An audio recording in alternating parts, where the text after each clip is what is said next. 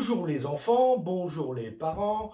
Voilà, donc un petit coucou en espérant que les vacances se sont plutôt bien passées, malgré cette période assez particulière, puis la vague de mauvais temps qu'on a eue ces derniers jours. Voilà, un petit coucou pour vous dire aussi que durant cette semaine, on est toujours confinés, donc il faut bien rester chez vous. Et puis, par rapport à ce virus, je vous propose de regarder la vidéo qui a été mise en place par le ministère de la Santé et que je trouve très claire, très bien illustrée. Et on en rediscute juste après. À tout de suite. Comment lutter contre le coronavirus? Quand nous parlons ou quand nous toussons, nous pouvons transmettre le virus par de petits postillons. Quand on pose sa main sur une surface contaminée et ensuite sur son visage que l'on touche des centaines de fois par jour, le virus peut nous infecter en passant par la bouche, le nez ou les yeux.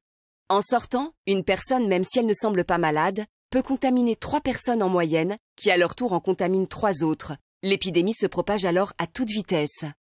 Mais en nous lavant les mains très souvent, en toussant dans notre coude ou dans un mouchoir jetable, en respectant une distance d'au moins 1 mètre avec les autres, en restant confiné chez soi, et en limitant nos sorties à nos besoins essentiels, nous évitons la propagation du virus pour nous et pour les autres.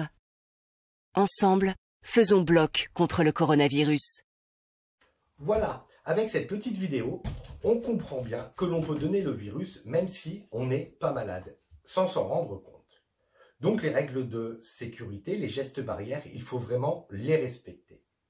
Et c'est-à-dire qu'au moment du 11 mai, au moment du déconfinement, on ne va pas pouvoir faire n'importe quoi.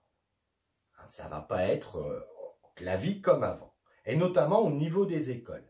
Il va falloir continuer à appliquer les gestes barrières.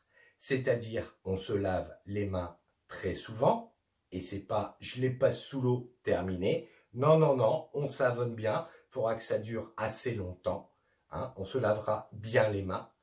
Il ne faudra pas être à côté les uns des autres. Il faudra maintenir une distance de sécurité. On va dire, on écarte les bras et le copain d'à côté écarte les bras et on ne doit pas pouvoir se toucher. De la même façon, durant les déplacements à l'école, il faudra garder cette distance de sécurité aussi. On ne va pas marcher côte à côte et en rang comme avant, mais ce sera les uns derrière les autres. Et si je tends mes bras, je ne dois surtout pas pouvoir toucher le copain ou la copine qui est devant. Il faudra laisser de la place entre chacun. Puisque vous l'avez bien compris, quand on se rapproche les uns des autres, si jamais on a le virus ou si un copain a le virus, il peut nous le donner, nous on va pouvoir le donner, et ensuite, ça recréera le problème de la maladie. C'est-à-dire qu'il y a de plus en plus de gens qui risquent de retomber malades, et ça c'est très ennuyeux, parce qu'on l'avait vu, s'il y a trop de gens malades, après à l'hôpital ça crée des soucis, puisqu'on ne peut pas soigner tout le monde en même temps. Donc il faudra bien respecter toutes les règles qui vont être mises en place. On y réfléchit énormément avec les maîtresses et les maîtres, pour que les choses se passent le mieux possible, pour garantir au maximum la sécurité, c'est-à-dire pour faire en sorte que personne ne tombe malade, et puis pour essayer aussi de faire en sorte que les journées ne soient pas trop longues. Parce que vous comprenez bien qu'il y a des activités qu'on ne va plus pouvoir faire. Toutes les activités de jeu où l'on passe des jeux, par exemple des ballons, ou alors on touche des choses et puis un copain va pouvoir toucher derrière, toutes ces choses-là, on ne pourra plus les mettre en place. Tous les jeux de cours, comme la cabane, comme le petit cheval en maternelle, les jeux de ballon, les vélos, les échasses, tout ça, on ne pourra pas les ressortir pour le moment, puisque c'est des jeux que vous allez toucher, puis un autre copain va les toucher, et donc pour éviter que l'on touche plusieurs fois de suite les mêmes choses, ces jeux-là, on va les enlever pendant un moment. Donc voilà, les choses à l'école ne seront plus du tout comme avant, puisque vous ne serez plus les uns à côté des autres, il va falloir que vous gardiez une certaine distance. On ne se touche pas, on ne se parlera pas trop près, et en ce qui concerne les tables, vous allez être séparés les uns des autres sur les tables pour éviter que vous soyez trop proches les uns des autres.